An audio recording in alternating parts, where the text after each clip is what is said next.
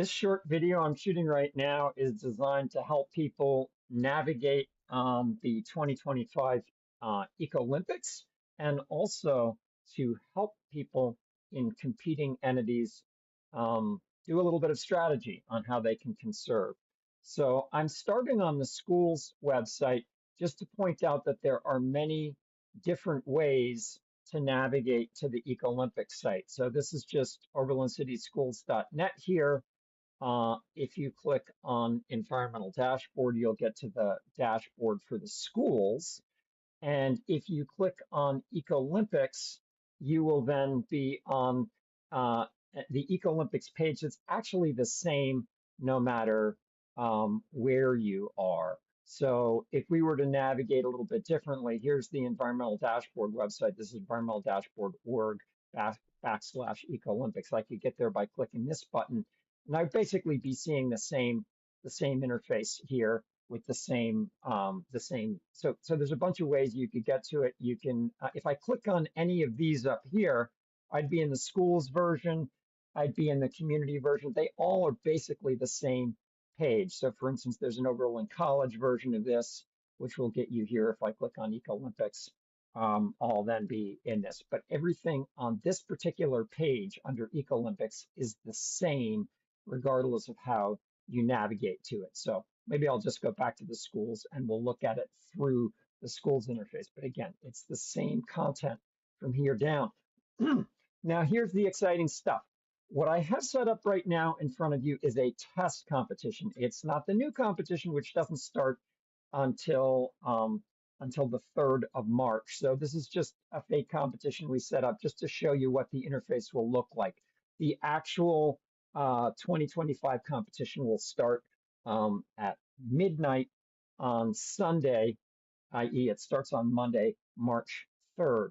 But what this particular summary provides here is a summary of how all the different competing entities are adding up in terms of their combined savings towards a goal of 10,000 kilowatt hours. This says 100 right now, but we're going to have a goal of 10,000 kilowatt hours and 10,000 gallons as our community-wide goal. So this is showing you how much reduction overall has occurred in the schools, in the city, in Oberlin College. It's not double counting these, they're Oberlin College, but it's showing you reductions for electricity and reductions for water.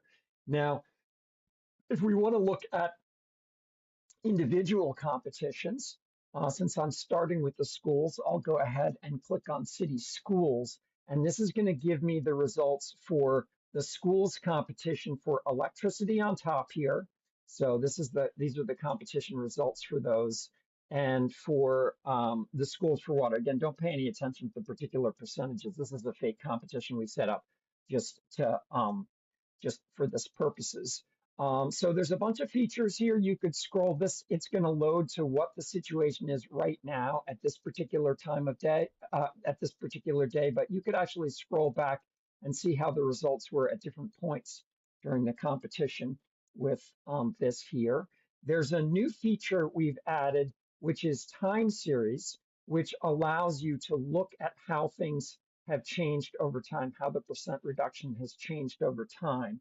So that's new to this year's data visualization. So you can see in this particular one, things changed on February 2nd, and who was in the lead changed over time. So that's something that you can get to by clicking back and forth between comparison, which is the bar graph view, and then time series.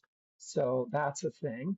The schools actually have a sub-competition within the elementary school. So this is a competition between the area occupied by the administration and the gym, grades PK through 2, grades 3, 4, and 5. So that's a sub-competition there. The community buildings are over here, and they've got electricity on the top, and it's taking a little while for the water to load on the bottom, and I won't wait for that to load. We're working on improving the load time. But so this is college residences. This may take a little time to load. I think we're going to fix this so they won't take so much time in the future. But you can see down here or up here now, you see electricity Again, this is not the competition results. This is a demo competition we set up. And then you see water down, down below. And again, there's a summary on the bottom of overall savings for these. And they also have the time series. You can compare dorms with time series. For some reason, that's not working right now. But oh, here we go. There's the time series view of that. Um, and and then and then there's the college administration buildings, which are competing as well. So there's basically each of the different individual competitions can be examined here. So that's some information about how you look at competition results. But the exciting thing to do if you're participating in this or you're teaching other people how to really strategize about how to win is to go up to this section above and go to the data dashboard. So the data dashboard is where you can get at information, detailed information on each particular building, its electricity consumption, its water consumption, if that's available. And depending on the particular building, there may be many other things you can look at as well. So we happen to be looking at the school interface right now. So it's going to show us the schools first. If we were looking at the city, it would show us city facilities first. If we were looking at the college, it would show us college facilities first. But actually, every one of these dashboards will get you to all the data. So if I click down on this, I can see this first page is going to be comparisons among the schools, all sorts of interesting data visualizations here. This is a stacked bar graph, so this is helping you to understand how much total electricity the different school buildings are using. So this adds them all up together. So you see the total consumption by the schools, but that's only one visualization. There are comparisons. So you could look at comparing all the schools. This one is expressed in electricity per square foot, so it's sort of standardized to the size of the buildings.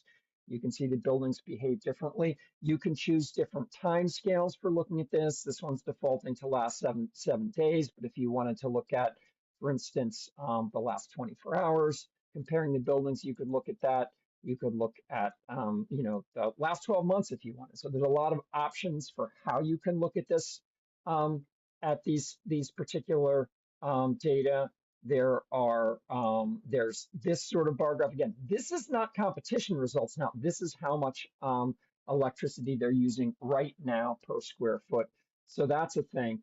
But if you're in a given building that's competing, my suggestion would be go to that building to look at that. So if I click on this, and for instance, I want to look at Oberlin High School data, I would click on Oberlin High School data, and then I have a whole set of options for looking at oops, I got the elementary school. Let me go to the high school, the elementary school. Well, I'll stick with the elementary school. The elementary school is actually the most sophisticated of the schools in the sense that it has the ability to compare lots of individual spaces within the building. You can, again, this is looking at electricity use by different classrooms, which is a super interesting thing to do because the arts and music is using a lot of electricity right here.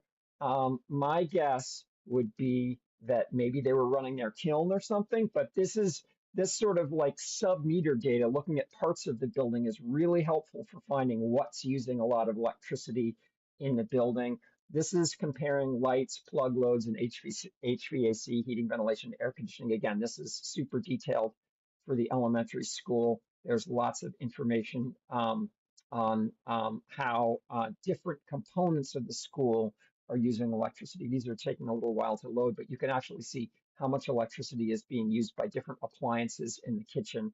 Let's look at something a little bit simpler. Look at Oberlin High School. Oberlin High School has a little bit of sub-metering. So if we go to time series, we're going to see our friendly squirrel and fish, which are going to load here.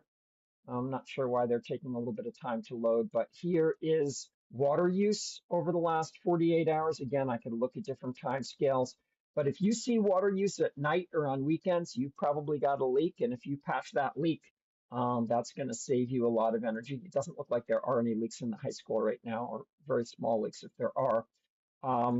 this is electricity use. I think these are gaps in the data. I don't think it really dropped to zero there. But again, you can choose different time scales and you know, one of the key things to think about if you're strategizing on how to win is how to get this, how to just reduce that base load, the things that are turned on all the time. So you can see electricity is never going much below 40. Again, I think this is just a gap in data here. What could you turn off in that building that's normally turned on? Because that's really going to help you during Ecolympics to reduce electricity use. I'll mention the green line here is typical use. So that's looking at typical use at this time of day over the last week or so, whereas the blue line is how much you're using this week. So that's a thing. You can see that Monday was low for some reason. I can't say why on that, but but again, comparisons can be very useful. The high school has some different spaces, so looking for spaces like the gym, which seem to be using a lot of electricity all the time. Are there lights left on in there? You could turn those lights off, and that could really help you conserve electricity. Um, so again, this is comparing the same spaces, but over time, so you can see them jumping up and down. And anything that never goes down, like gym electricity, never seems to be going down below, let's say, 15 kilowatts. So I would look for things that are left on permanently in the gym that could be turned off, like maybe lights or something like that. So that's a hint on that one. There's one other data visualization which is super useful, but also a lot of fun, and that's called the heat map analysis. So let me take a little time to explain what this is. So this is total electricity use in the schools. Every column here is an hour of the day. So this is between 12 and 1 a.m., etc. Every row is a day of the year. So every little cell here is 1 hour of one day of the year. And you can see that the latest data is actually at the bottom here. This is current data. It's missing a little bit of data here because this hasn't happened yet, for one thing. So this is our most current data up to today. And you can see we only get up to where I am when I shoot this video. But the colors here represent how much electricity is used relative to the overall. So if it's red, it means that's the most electricity is being used then. And if it's dark green, it means the least electricity is being used then. So you can see for some reason, there was a lot less electricity at this period in January. Maybe this, no, that doesn't make sense. The schools obviously weren't on vacation because you can see this red period here. So somewhere along the line, something got turned on to make it a higher electricity use in the early morning and in the late afternoon than before. So whatever, there might be something that can be turned off to save energy there. But what you're seeing here with these patterns is this is like a people coming in, a lot of electricity used during the normal workday. Some people are staying late, so there's still a little bit used later. This is a weekend here. This must be a snow day or a cold day or something like that. You can see a couple times when there's a little bit of extra green in there. But this is really useful for sort of seeing patterns and thinking about where are the opportunities for conserving resources. So I've been focusing on the schools right now, but as I mentioned, from any of the dashboards, you can get to all of the dashboards. So the schools are at the top, but if I scroll down here, what I'm going to see is that all of Oberlin College buildings are here. All of the city buildings are here. So I could go from the school page to look at any particular building on the Oberlin College campus. If I was on, let's say I'm on the Oberlin College version of this. So this is the Oberlin College version, and I go to Data Dashboard. The only difference here is that the college buildings are all at the top, and if I wanted to see school buildings, I'd have to go down here. So by default, whatever dashboard you're in is going to have the buildings that are connected with that particular organization at the top, but you can get to everything from anywhere. These dashboards are the same, and of course I can click on Ecolympics from Oberlin College, and I'll be back here looking at the summary results and everything else. All right, well, I hope this little demo here has given you some ideas. And for the teachers in the audience, I hope it's given you some ideas for what you might do in the classroom for those people who are leading Ecolympics, who are Ecolympics organizers at Oberlin College. I hope it'll give you enough information to help people explore these things. Some of these displays will also be on the digital signage. So this, the results, the summary results are going to be displayed, I think, on the college signs and on the community side signs. On the college screens will have college results, so they'll get this little summary. They'll get a little summary of these tables up here, which have results for, it won't show all the dorms because they won't fit on the screen, but they'll have a version of this on the screen too. So you will be able to see these on public screens. But everything I'm showing you now, obviously, is accessible and explorable through through these different websites and many different websites. As I say, if you're at the schools, just clicking on this from the Oberlin Schools website is the best way to get at the dashboards. It's very easy to get there that way. All right, I'm going to go ahead and close this video. You can email me if you have any questions. John, John dot Petersen, Petersen at oberlin.edu. And I would be happy to answer any questions you have about how to use this. All right, thanks. Take care.